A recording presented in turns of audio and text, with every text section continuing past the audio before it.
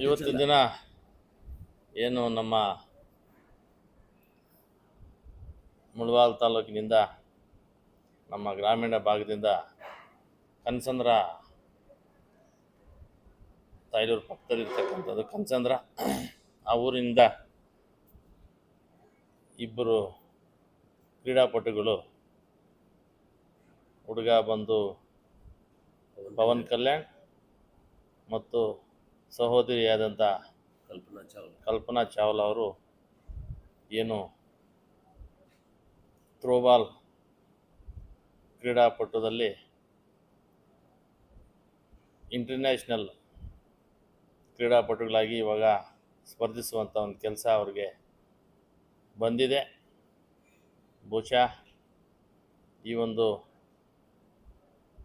ಅಂತಾರಾಷ್ಟ್ರೀಯ ಕ್ರೀಡಾಪಟುಗಳು ಮುಂದೆ ಇನ್ನೂ ಒಂದು ಒಳ್ಳೆಯ, ಯಾಕಂದರೆ ಈ ಟೀನೇಜ್ ಈಗ ಅವರು ಓದುವಂಥ ಮಕ್ಕಳು, ಈ ಒಂದು ಸಂದರ್ಭದಲ್ಲಿ ಅವರು ಈ ಒಂದು ಉನ್ನತ ಮಟ್ಟಕ್ಕೆ ಹೋದರೆ ಬಹುಶಃ ಅದು ಇನ್ನೂ ಮೇಲ್ಮಟ್ಟಕ್ಕೆ ಹೋಗುವಂಥ ನಿದರ್ಶನಗಳು ಬೇಕಾದಷ್ಟು ನಾವು ನೋಡಿದ್ದೀವಿ. ಬಹುಶಃ ಹಣೆಬರ ಅವರೂ ಆಗೋದ್ರಲ್ಲಿ ಸಂಶಯ ಇಲ್ಲ. ಅದೇ ರೀತಿ ಯಾಕಂದರೆ ಈಗ ರೀಸೆಂಟಾಗಿ ಮೊನ್ನೆ T20 ವಿಶ್ವಕಪ್ ಆಯಿತು.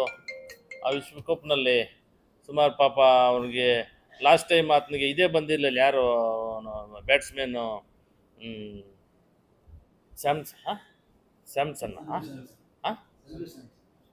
ಸ್ಯಾಮ್ಸನ್ ಅನ್ನೋರು ಲಾಸ್ಟ್ ಟೈಮ್ ಆತನಿಗೆ ಪಾಪ ಇದರಲ್ಲೇ ಜಾಗನೇ ಸಿಕ್ಕಿರಲಿಲ್ಲ, ಅವಕಾಶನೇ ಸಿಕ್ಕಿರಲಿಲ್ಲ.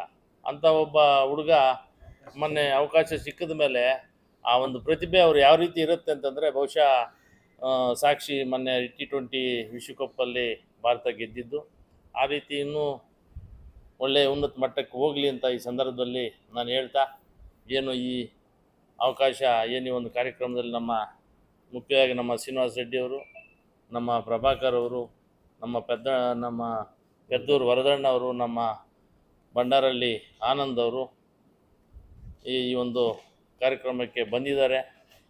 ಬಹುಶಃ ಎಲ್ರಿಗೂ ಈ ಒಂದು ಯುಗಾದಿ ಹಬ್ಬದ ಸಂದರ್ಭದಲ್ಲಿ ಒಳ್ಳೆಯದಾಗಲಿ, ಆ ಮಕ್ಕಳಿಗೂ ಸಹ ಒಳ್ಳೆಯದಾಗಲಿ ಅಂತ ಈ ಸಂದರ್ಭದಲ್ಲಿ ನಾನು ಹೇಳಲಿಕ್ಕೆ ಇಚ್ಛೆಪಡ್ತೀನಿ.